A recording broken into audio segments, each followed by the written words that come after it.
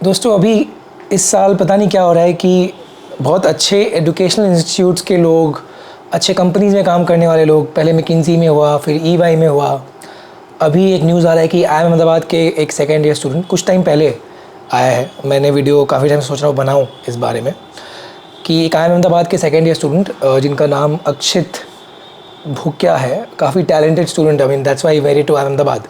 मेरा IIM अहमदाबाद हो नहीं सकता भाई, कभी नहीं हो सकता। तो काफ़ी टैलेंटेड पोटेंशियल स्टूडेंट, इन्होंने अपनी जान ली।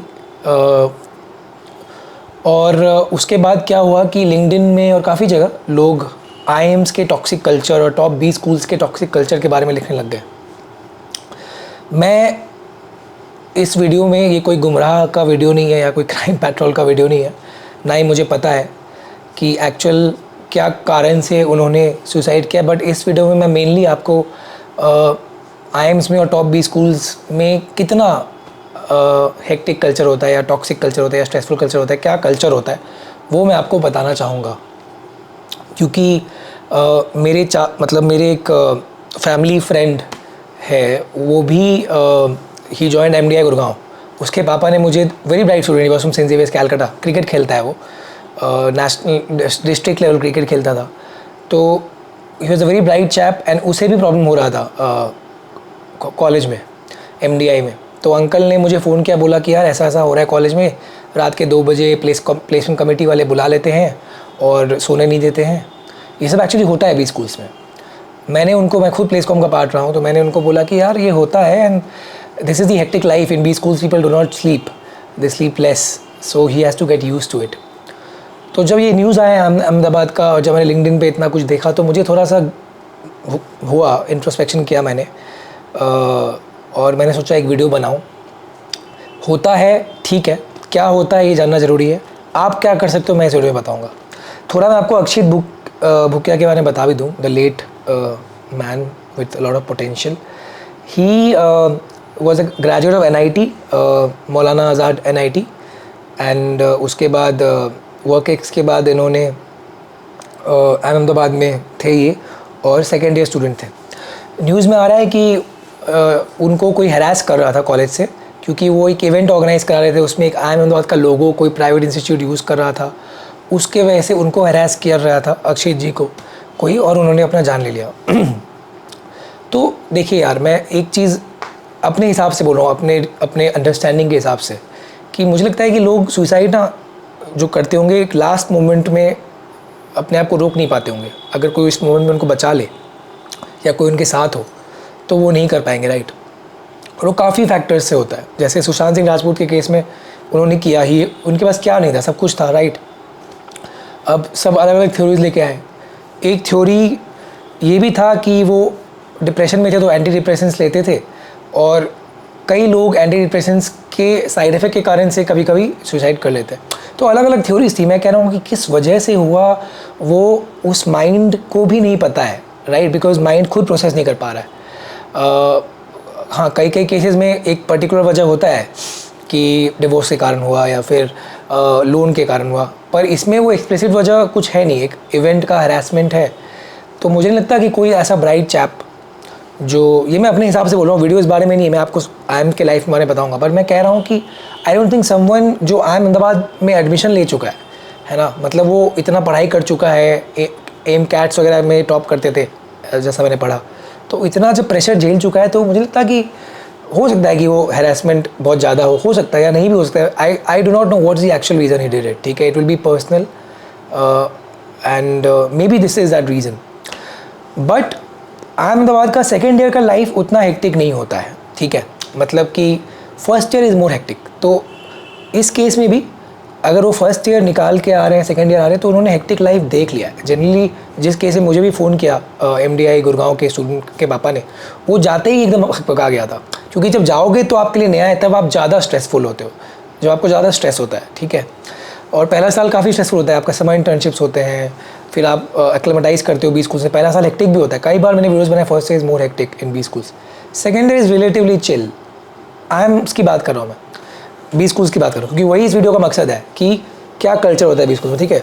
क्यों उन्होंने किया, आई विश वो नहीं करते. I mean I am not, as I said, I am not a investigating officer. मैं कुछ बोलूँगा तो भी ज़रूरी नहीं होगा कि वो सही हो.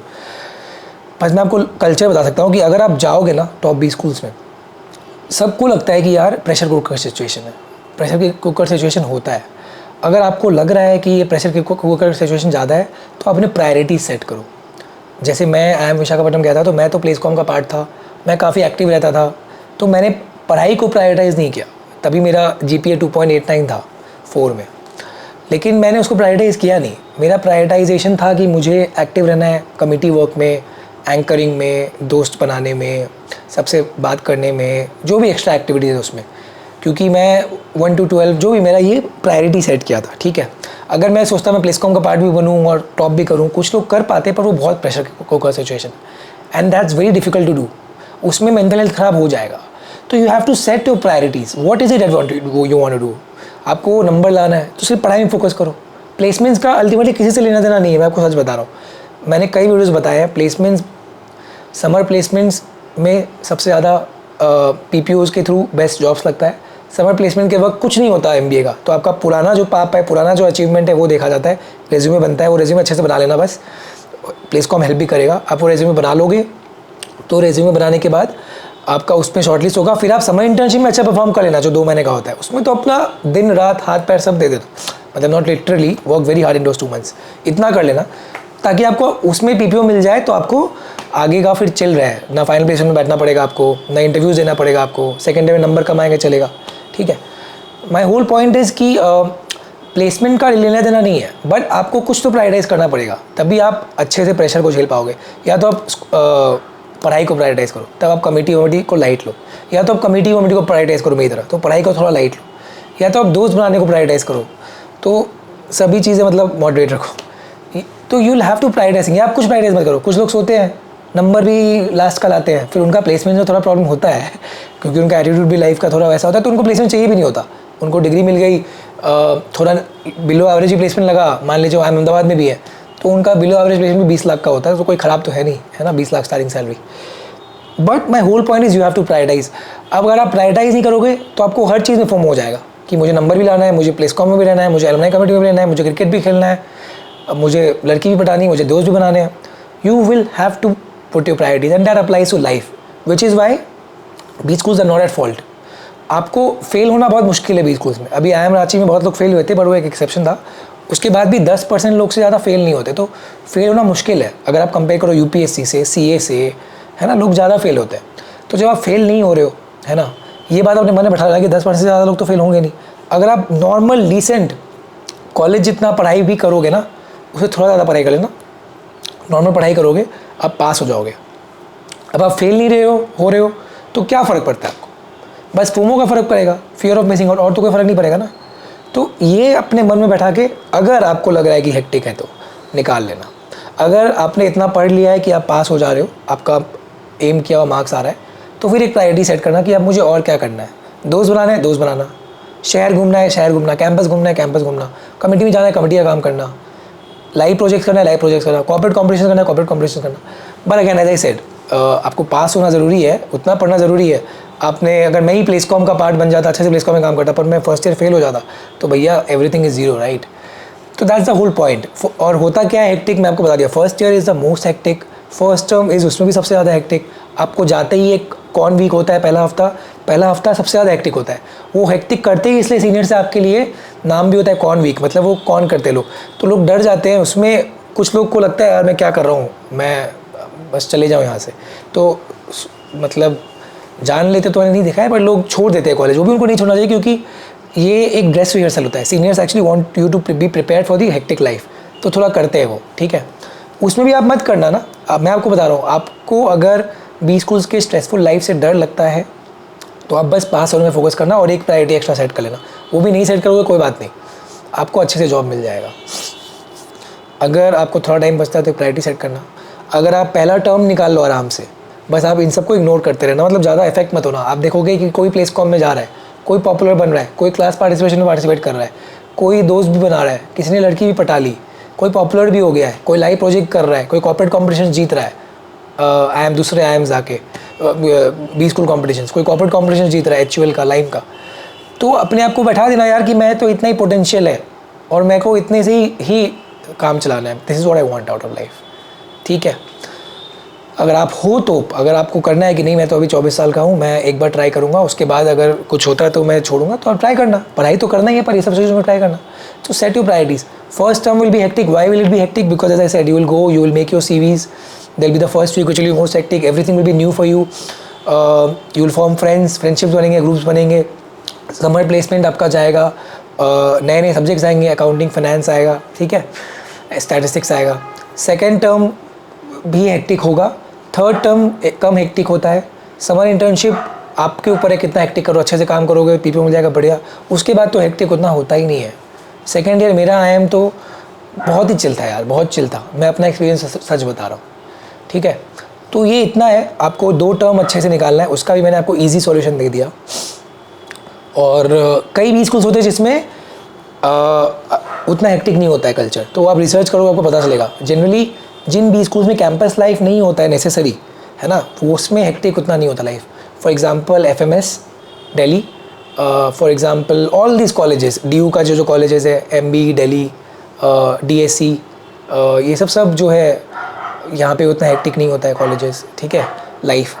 तो जो भी अगर मैं आपको बता रहा हूँ, क्योंकि रात को 2 बजे आपको बुलाएगा कब? जब आप कैंपस में हो। कैंपस में नहीं हो तो आपको कोई कमेटी रात को नहीं बुला सकती, रात को मेल्स आएंगे, उतना मेल भी कम आएगा, ठीक है। तो if you do not want a hectic life, जब आपका B स्कूल्स कन्वर्ट होता है तो आप non residential B schools join कर सकते हो, अगर आप इतना डर रहे हो। हालांकि मैं बोलूँगा उतना होता नहीं है, 2 टर्म हेक्टिक होता है, मज़ा आता है, उस हेक्टिक में ही दोस्ती बनती है। दोस्ती कैसे बनती है? रिसर्च कहता है कि जब आप साथ में कुछ एक्सपीरियंसेस करो, क्रिकेट खेलते हो जिसके साथ उसके साथ दोस्ती अच्छी होती है, स्कूल जाते हो जिसके साथ उसके साथ दोस्ती होती है। तो जब आप नए नए अलग अलग तरह से लोग आए हैं, जगह से लोग आए हैं, when they for first 4-5 months they are together and work hard day in and day out, day and night, एक दोस्ती अच्छी बनती है। ये मेरा परसेप्शन है। अगर आपका परसेप्शन है कि नहीं चाहिए मुझे 11 बजे सोना है, जैसे मेरे उस रिलेटिव को 11 बजे रात को सोना था, तो यार या तो ऐसा B स्कूल चूज़ कर लो अगर ऑप्शन मिल रहा है, FMS प्लेसमेंट मिलेगा ही, लाइफ थोड़ी चिल है, चिल, कोई बोलेगा उतना चिल नहीं है, पर है, जिसको चिल करना है वो चिल कर सकता है। DSC के कॉलेजेस और भी जो भी नॉन रेसिडेंशियल कॉलेज है, जहाँ कैंपस में रहना ज़रूरी नहीं है, जहाँ बाहर से लोग आ रहे हैं फ्लैट में रह के, वहाँ आपका लाइफ थोड़ा चिल होगा, ठीक है, ये आप जान लो। और क्यों करती है B स्कूल्स ऐसा, उसका भी मैं वो कारण बता देता हूँ।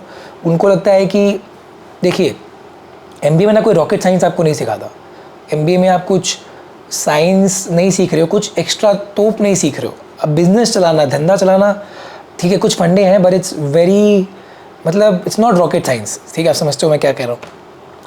तो MBA आपको प्रिपेयर करता है कि आपको कोई भी मैनेजर टारगेट दे, आपके सामने कोई भी चुनौती आए कि मैं YouTube चैनल चलाया हूँ और मुझे पैसे कमाने हैं, पैसे कैसे कमाऊँ, तो वो मैं बसर कर पाऊँ। आपको मारुति में आप जॉब कर रहे हो, अब आपको आसाम दे दिया गया है, आसाम में सेल्स नहीं हो रहा है मान लीजिए, आपको सेल्स कैसे बढ़ाना है, तो इन सब का कोई रॉकेट साइंस नहीं है ना, ये आपको मेहनत करके स्ट्रगल करके करना है, और वो स्ट्रगल वो B स्कूल्स कराते हैं आपको। तो इस चीज़ में वो गलत नहीं है। कॉर्पोरेट में तो और हमने सुना ही McKinsey में, EY में कितना काम कराते लोग। अगर आप B स्कूल में काम नहीं करोगे, फिर कॉर्पोरेट में अगेन सब कुछ में ही काम फिर ज़्यादा होता है, तो उसका I don't know what can be done. I mean I'll try to make a video on what can corporates do, but will they do it? ठीक है, that's a different thing altogether. But our main role of B schools is to prepare you for corporates, which is why they try to give you an environment, but it's upon you to choose whether you want to take everything of their environment or not. ठीक है, at least B schools are good in this aspect that they will, teachers आपको उतना नहीं करेंगे तंग, ठीक है, आप क्लास में सो भी जाओ आपको तंग नहीं करेंगे, आप पास हो सकते हो, जैसा मैंने बताया 90% लोग पास हो जाते हैं आराम से। तो B schools को उतना ब्लेम नहीं करना चाहिए। You are free to, you know, be in B schools the way you want to. FOMO होगा तो जितना आप, जैसे मैं RK-पुरम गया था तो मुझे कॉन्शियस हुआ था क्योंकि वहाँ सब टॉप लोग आ गए थे। जितना आप बड़े बड़े लोगों के बीच में रहोगे उतना आपको इनसिक्योरिटी, स्ट्रेस होगा, पर वही आपको ग्रो भी कराता है लाइफ में ना, तो वही फंडा है। और it depends on what you choose out of life. All the best, stay safe, take care.